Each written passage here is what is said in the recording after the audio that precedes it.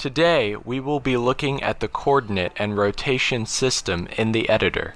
Understanding how the coordinate system works is the most important skill you can acquire while learning the Trials editor, as all other 3D games and engines have a similar coordinate system. This is something that is worth committing to long-term memory. If you already understand 3D coordinate systems, I recommend skipping to the second half of the video, where I cover 3D rotation.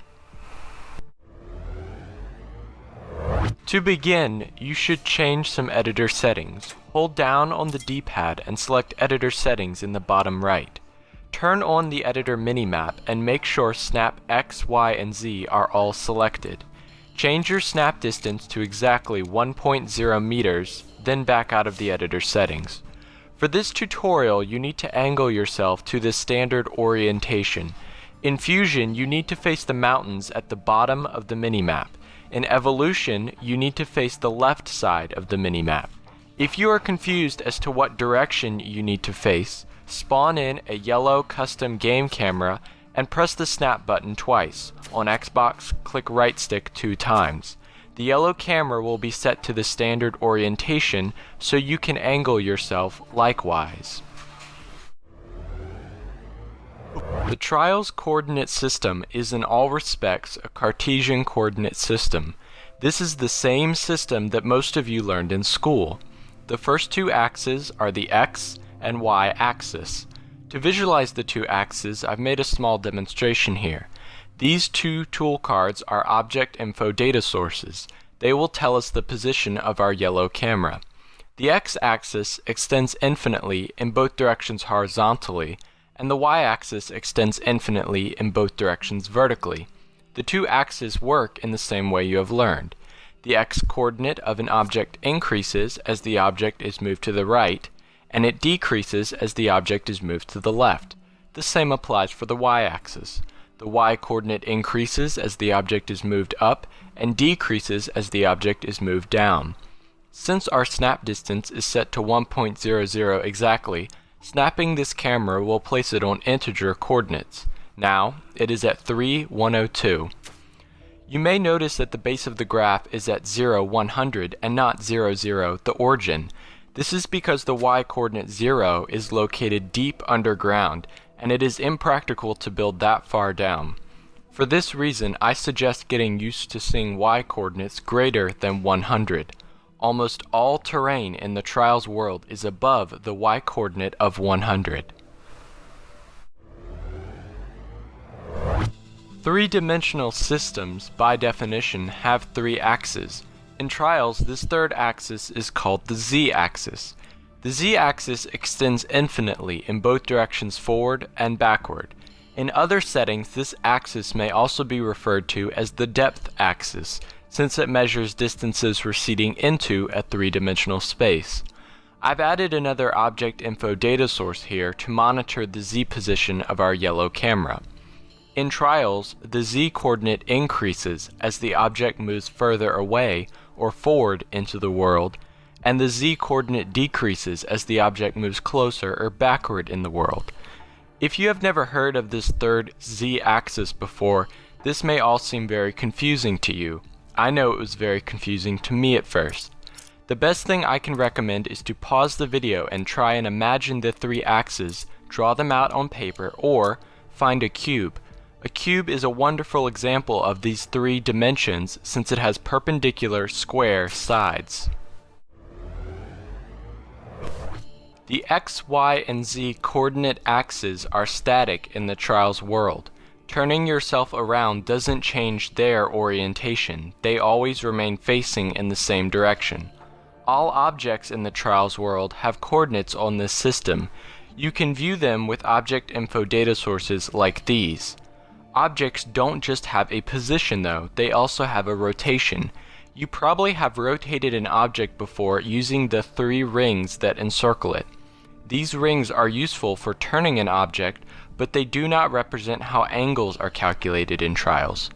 Angles are calculated using three distinct rotation axes. They are based upon Tate-Bryan angles, also called nautical angles, since they are used in ships and aircraft.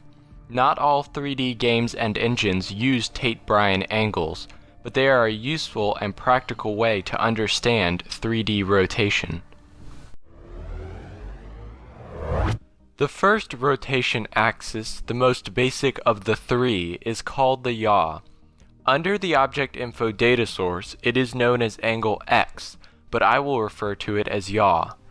It rotates around the y-axis. The yaw of an object increases when the object is rotated counterclockwise, and the yaw decreases when the object is rotated clockwise. You'll notice that the data source says that this camera has a yaw of 180, even though it is at standard orientation. This angle measure is correct, but it will mess up the understanding of our other two rotation axes. For this reason, I will use a 2-input operator to subtract 180 degrees from angle X. This way, when an object has standard orientation, it will have a yaw of 0 degrees. The second rotation axis is called the pitch. Under the object info data source, it is known as angle Y, but I will refer to it as pitch. Just like our yaw, we need to modify it to understand it in a useful way.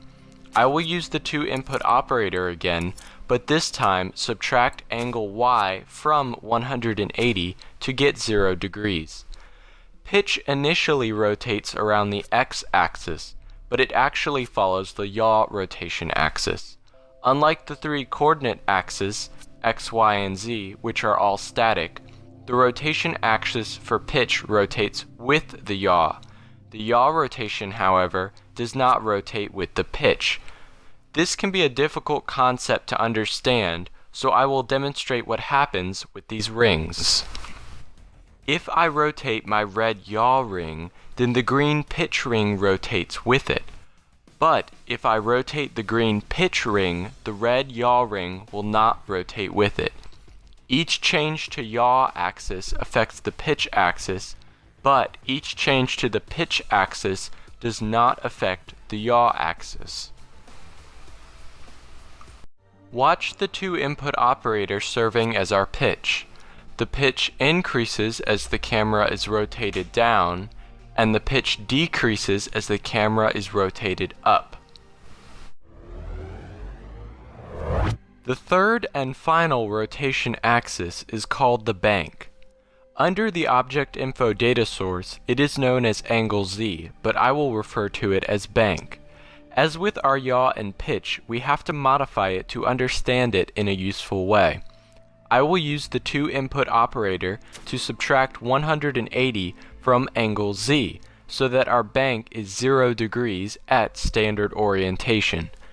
Bank initially rotates around the z-axis, but it truly follows the pitch rotation axis. The bank rotation axis rotates with the pitch. This means modifications to the yaw change the pitch axis, which changes the bank axis. If I rotate my red yaw ring, then both the green pitch ring and the blue bank ring rotate with it. If I rotate the green pitch ring, only the blue bank ring rotates with it. Finally, the blue bank ring is rotated on its own. It does not affect any of the other rotation axes. The bank axis follows the pitch axis in the same way that the pitch axis follows the yaw axis. Watch the 2-input operators as I rotate the camera. The yaw is rotated first, followed by the pitch, and finally the bank. From the perspective of the camera, the bank increases when the camera is rotated clockwise, and the bank decreases when the camera is rotated counterclockwise. Remembering how the rotation system works can be difficult, so I suggest connecting it with a real-life example. The two that helped me were an airplane and a weapons turret. An airplane can be yawed left and right, then it is pitched up and down, and finally it is banked or rolled side to side. Similarly, a turret can swivel on its yaw axis, raise its pitch, and then spin on its bank axis. The reason the coordinate and rotation system is so important is because it is used in the object position event. The object position event allows you to move and rotate objects anywhere in the trial's world during play, giving you the ability to create complex animations or create whole new games inside trials. To use the object position event with our global system, deselect Local for both position and rotation. Select Set Rotation under the Rotation section to set the object to a global rotation. A useful feature of the object position event is that it can get our object's current location. Hover over each of the positions and press the indicated button. On Xbox, press X. On PlayStation, press square. Leave each rotation angle as 0.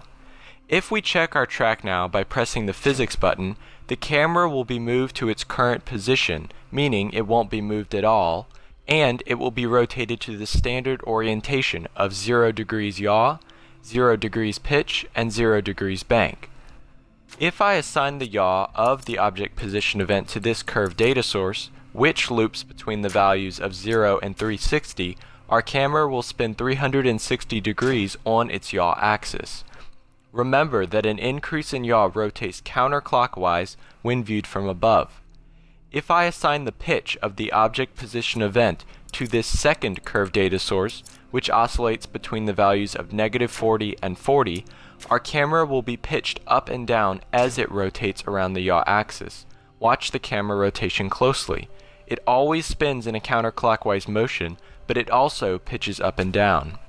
Finally, if I assign the bank of the object position event to this third curve data source, which loops between 0 and 360, our camera will roll 360 degrees around its bank axis while it is pitched and yawed. Notice the rotation of the camera. It always rotates in a counterclockwise direction around the yaw axis, and it always pitches up and down. The spin of the bank axis does not affect the other two axes. To help you guys remember the coordinate and rotation system, I've included a link to this image in the description below. You can right-click on Save As so you can use it at another time. If I went too fast for you today, please let me know in the comments below and I'll try to answer your questions as quickly as I can. This is a very important skill that you're going to need to know because most future tutorials are going to use the object position event in some way, which uses this system. Plus, this is just a useful thing to know because most 3D games nowadays use a system very similar to this, and you're probably going to have to learn it if you want to get into 3D game design. If you have any ideas for future tutorials you want me to do, please leave them down in the comments below. I've been Pneumatic Bog. Thanks for watching this tutorial, and I'll see you guys next time.